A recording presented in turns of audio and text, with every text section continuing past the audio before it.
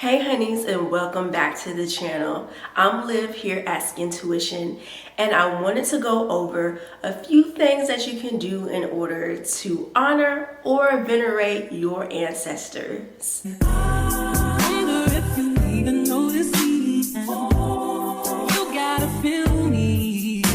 So there are traditional ways that people respect or honor their dead or passed away, but when it comes to spirituality, incorporating different elements and being more mindful and aware of other factors help to really enhance your relationship with your loved ones. The first one is one that's very common and you've seen even if it's not a spiritual household, and that's to have an ancestral or an angel altar.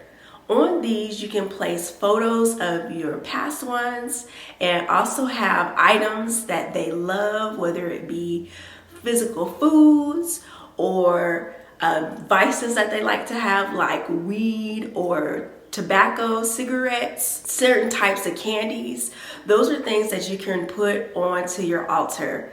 I also like for my altar, I have crystals and religious items that are associated with my loved ones, as well as a cup of water to help their presence be known there and be accepted. One spiritual tip, if you have a different type of altar, try not to let people see those. When it comes to your ancestor, your angel altars, you can take photos if people come over. Most people have like an area or a shrine, as they call them, where they have, like I said, they venerate their ancestors. But once you start doing things, if you also do like your spirituality work or abundance work on that same altar, like if you have a small space, you use one altar for everything. Make sure when people come over, you cover your altar just to make sure that you're honoring and not showing that to them as well. A lot of us that were on the transatlantic slave trade, unfortunately, are not able to go very far when it comes to the lineage of our ancestors. So in order to alleviate that, if you have unknown ancestors, you can still write their names down. On the altar that I have my known ancestors, my known lineage family, and then I also have space for my unknown ones. So I've written names that I do know, and then just written down, hey, elevated spirit guides, ancestors unknown, you're welcome here as long as you're for the highest good. You can seek out ways in order to venerate those type, or if you feel compelled to do something, make sure that you're including your intuitive works as well. This is also a common ritual that people do when venerating their loved ones, and that is visiting their gravesite. When they go, a lot of times people bring flowers or things that the relative like, the kind of the same items that you might place on an in-home altar.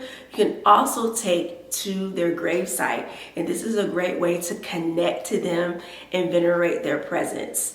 A lot of times they'll give you little signals if you're aware of things or their presence, whether it be animals that they like coming up while you're there, you're cleaning it off, and then you see like butterflies and stuff come around. That can be your ancestors letting you know that they are pleased that you're doing something to honor them and for visiting. The last one is my favorite one because this is really a great way for my known ancestors and even the unknown ones that I can connect to and really feel that. A funny black saying is that you season your food till the ancestors tell you to stop. So foods and aromas are two big ways for you to be able to honor your loved ones.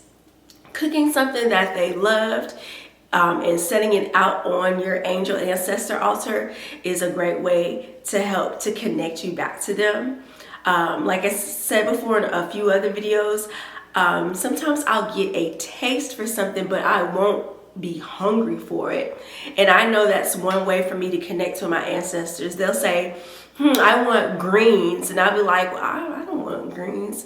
But I still fix them anyway because I know that's them coming down and letting me know some things that they like. Certain aromas around, I know for me, certain fragrances, white diamond, if I smell that, I know that that's my grandmother coming, because that was a favorite of hers and I don't smell it these days. So when I get a whiff of it somewhere in passing, or it just comes up in my mind, I know that's my grandmother kind of coming down and letting me know that she's thinking of me as well.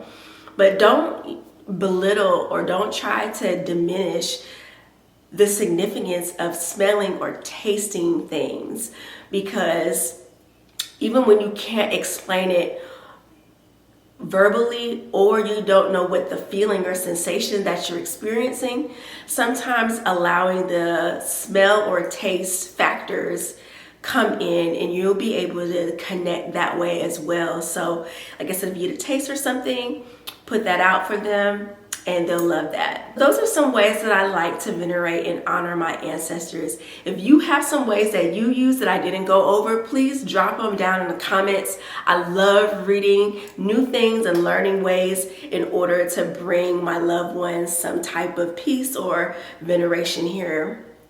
As always, protect your energy, and I'll see you soon.